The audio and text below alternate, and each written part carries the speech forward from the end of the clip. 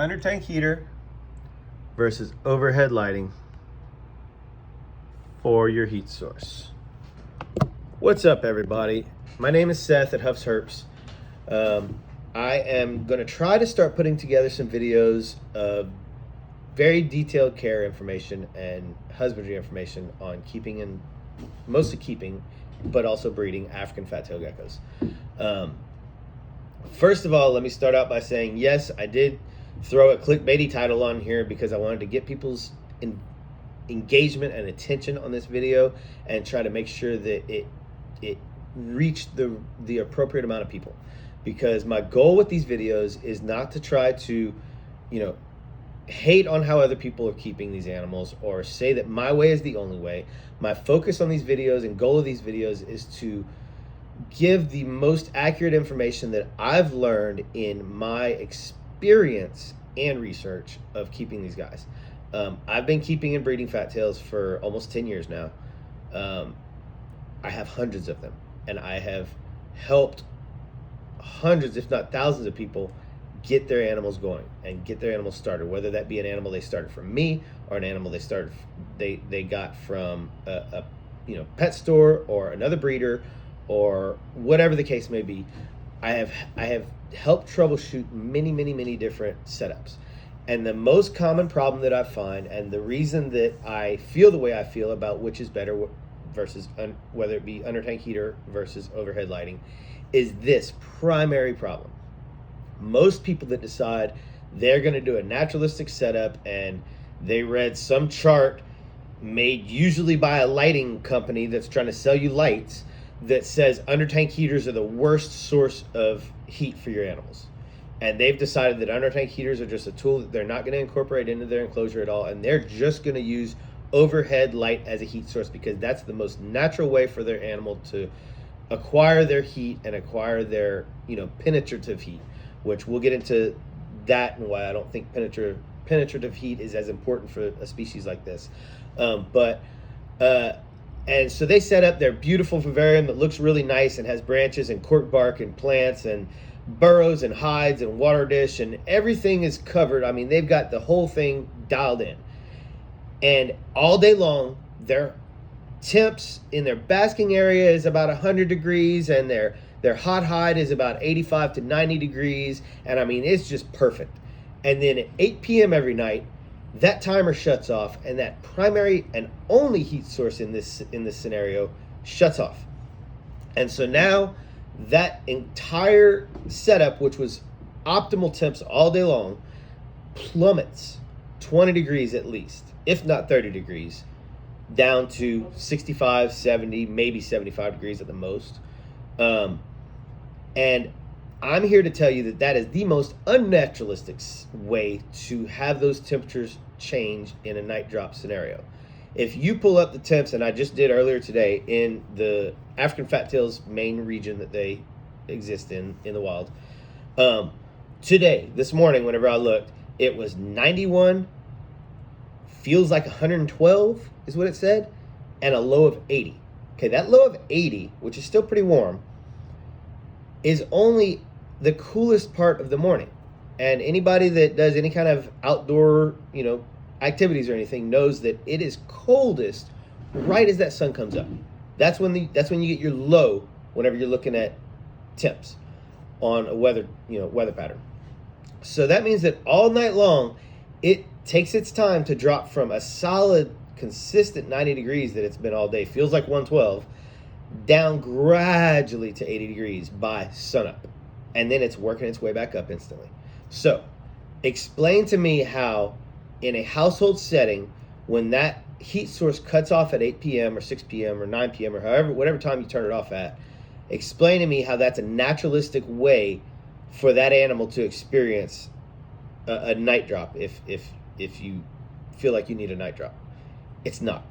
And what you're getting is an animal that is comfortable and situated all day long, and then when that light cuts off, it gets stressed out instantly because it does not have the proper temps that it needs for digestion. And so 9 times out of 10, when I have people message me and they're like, hey, everything's set up right, temps are perfect, these are the temps, blah, blah, blah. Because my first question to people whenever they're having issues is always, what are the temps? And whatever that answer is, usually my second question is now lately, how are you maintaining those temps at night? Or what temps are you maintaining at night? And a lot of the times I've been getting these, and I don't know, maybe it's a trend from people trying to keep more naturalistic style setups, and that's great. I'm not here to bash, naturalistic style keepers by any means. I'm getting very tired of hearing those same keepers bash breeders who keep in breeder setups, but that's a whole nother topic. But I'm not here to say one is better than the other. There are all different ways to keep these animals. As long as their needs and requirements are properly met, that's all that the animal cares about, okay? If you have a huge, beautiful enclosure that you cannot keep the right temperature and humidity, you're not going to safely and effectively keep this species long term. It's just not going to happen. So my honest opinion is that undertank heaters are the most universal, user-friendly way to provide heat for this specific species. And that's my main reason, is what I already explained about maintaining temps overnight, okay? And my point here is that I'm geared towards a lot of beginner keepers. I do a lot of expos. I deal with a lot of people that are new to keeping and don't know much, if anything, about reptiles in general. And so I have found that the most effective way to get people set up properly is with an undertank heater on a thermostat. And I'm going to explain why here shortly.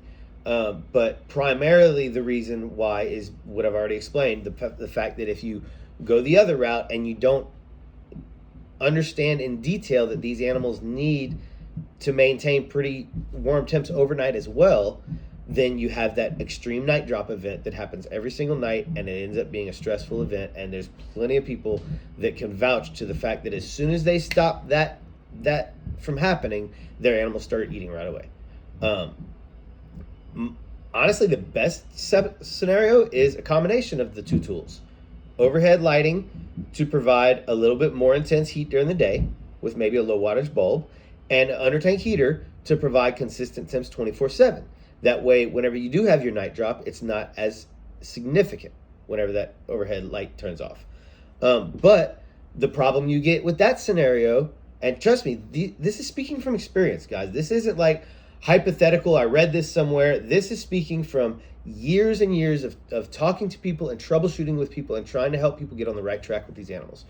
The most common problem I have if people are trying to do a combo is they put undertank heater with or without a thermostat sometimes on one side and a heat bulb on the other side. And so then all day long you have an overheated gecko, and then at night you have a gecko that, if that undertank heater isn't on a thermostat, then they've got a choice of too cold or too hot. And so they're still a very stressed out gecko, not in the optimal temps that they need. Fat tails need 90 to 95 degree warm hide temps. So that means that whenever you lift their warm hide up and you measure in there, you should be getting around 90 degree temps. If you're not achieving that, you're going to have issues of hunger strikes and lack of appetite. That's another issue that I've run into with people that are trying to use overhead heating, even if they're using ceramic heat emitter or deep heat projector instead of a heat light, is they'll have a 90 degree basking spot because that's the temp that they read that they need to achieve. But then the actual hide on the floor way below that basking spot is only about 80 degrees. I'm just throwing numbers out there, okay? And so that gecko, which is not an arboreal gecko by any means and is not going to do much climbing, and if it does so, it's going to be very clumsy about it and could injure itself in falling. But they're not going to actively climb to seek their heat. That's not what they're built for. That's not what they're designed for. In the wild, these guys live in termite mounds mostly, in shaded areas that the burrows in their termite mounds maintain temps very consistently throughout the day.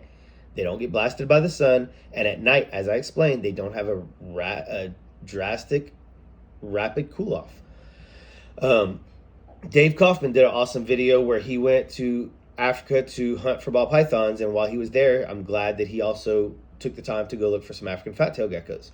And guess where the locals took him that were helping him find the animals? straight to the termite mounds. It was at night. They dug out these termite mounds, found several African fat-tailed geckos, took temperature readings. They were all high 80s inside these mounds at night. Okay, so you cannot tell me that their average nighttime temps are anywhere close to what our home temps are at night. It's just not logical. It's not realistic, and it's not true. It's not fact.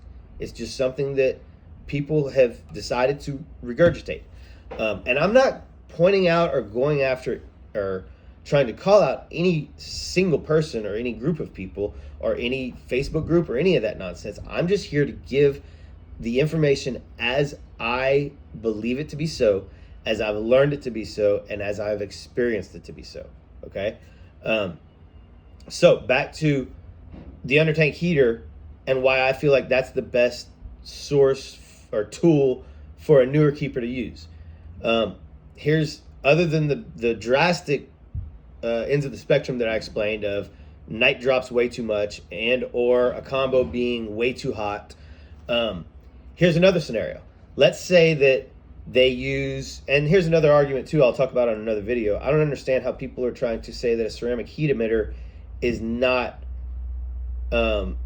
sufficient heat source either, because I don't know, we'll get into that another. But anyway, if you're using a ceramic heat emitter, let's say, for your heat source, and you're leaving it on 24/7,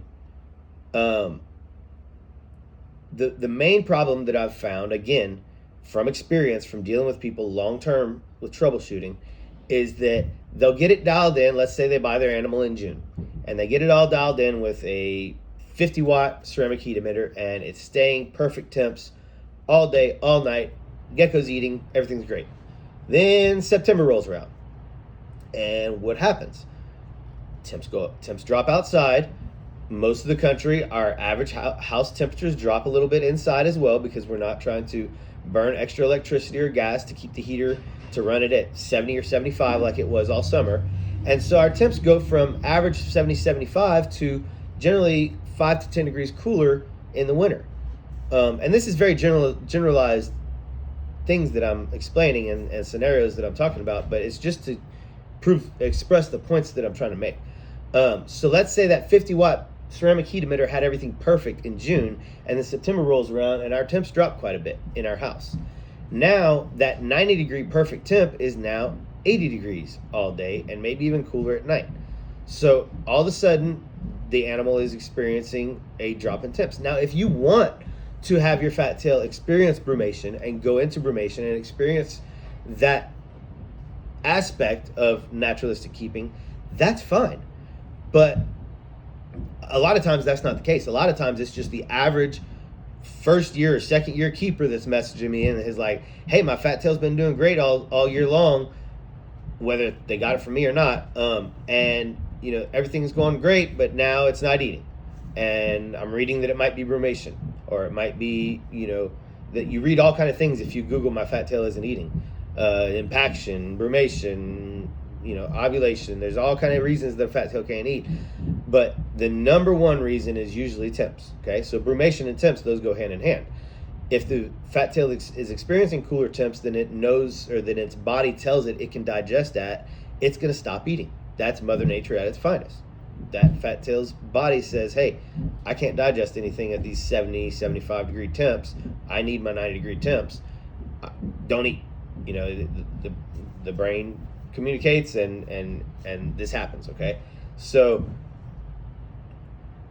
the advantage over that method to having an under tank heater on a thermostat is whenever those temp changes happen in the winter, that thermostat that you have dialed in already for the perfect temp that you've been testing and maintaining all year long is going to make the adjustment as the house temps cool off. Generally speaking, unless you have an extreme case of cooling off in the winter, that under tank heater is still going to be able to keep up and keep things dialed in. If it's not, then some supplemental heat that's when you come into some supplemental heat options, whether that be a ceramic heat emitter or a DP projector or an overhead light during the day, or a combination. Okay, there's not one way to keep these things, guys, and I'm just really getting frustrated with seeing so much misinformation out there of, oh, these charts, like I said, that are made by usually a lighting company that are wanting you to buy lights that are saying, oh, under tank heater is the worst way to use, or the worst method for heating reptiles. It's just not the facts, guys. And this is not hearsay or theory or just something I've read. This is from keeping these things for years and having hundreds of them. Okay, now, is it foolproof? Is it completely 100% the best way? No, not by any means. I have had failure in my collection with under tank heater as the only heat source. Okay, and I'll give you the example of that, as gut wrenching as it is to talk about. Several years ago, I had 2 geckos on the very top of a rack, and the rest of that rack was all dialed in, and for all intents and purposes, those 2 enclosures were dialed in as well. Whenever I was checking them, the temps were right. But then what I wasn't realizing is all day long in the summertime, that top shelf of that system was getting blasted by the air conditioner vent. And so those 2 animals that were on that top shelf were not receiving the proper ambient temps in coordination with the proper belly heat. Okay, they had the proper belly heat, but their ambient temps were not sufficient at all. And as a result, both those animals got sick, and I ended up losing them both because I did not realize what was happening until it was too late. And I got them to my vet, and there was just already too much damage done. They both had, impaction, not from substrate, but from undigested food, because they were not at the right temps. That's my mistake. That's something I have to live with, of something that I didn't realize was happening with my setup. Okay, now, and that's the reason for pointing that out, is to say that no, under tank heater isn't the only way to go, and it isn't always going to work. In some cases, you're going to need some supplemental heat. But the main point of that horrible story is it wasn't the belly heat that was the problem. It was the ambient temps that were not being met. If the ambient temps had been correct, along with that belly heat, those animals would have been just fine. But in my oversight, or lack of oversight, I did not realize that vent was blowing on that shelf. And so those enclosures were not staying the right temps consistently. And so as a result, those animals got sick and went downhill. That's not something I'm proud of by any means. That's one of the lowest points in my keeping of this species, was recognizing that was a user error that happened there. But again, my point is to say that temps are so very important with these guys, and your source of achieving and maintaining those temps does not have to be a single item, and it does not have to be a tunnel vision of, oh, everybody said this is bad, so this is the only thing I can use.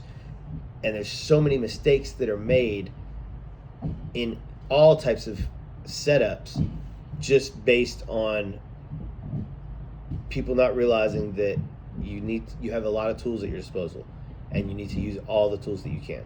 But the most important things I want to point out in this video is, first of all, under tank heaters are not the devil, and I'm tired of people demonizing them.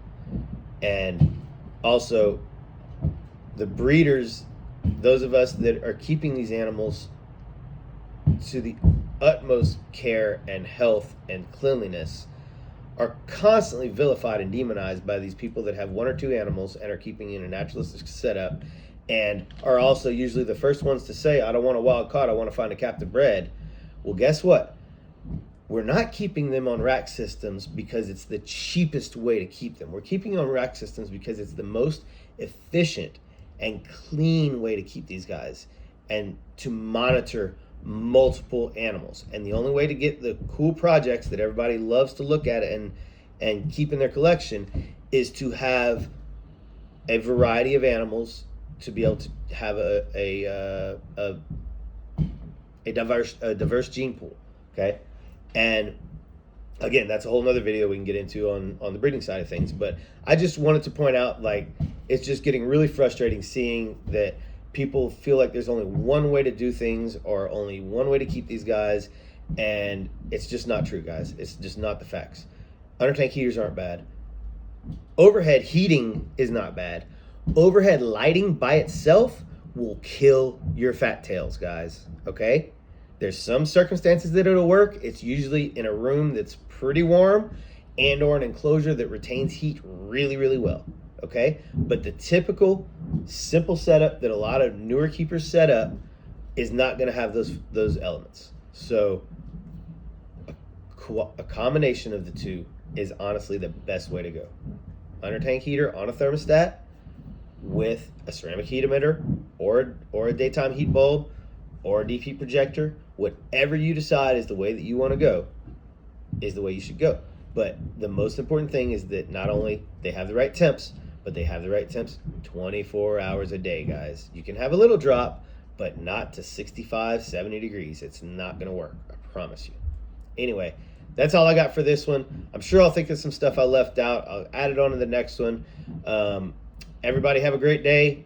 Sorry this was so clunky. Hopefully they'll get better, but they probably won't because, again, I'm not doing any editing or any of that. I just want to get information out there and try to get the most accurate information possible from my experience in my keeping of this species.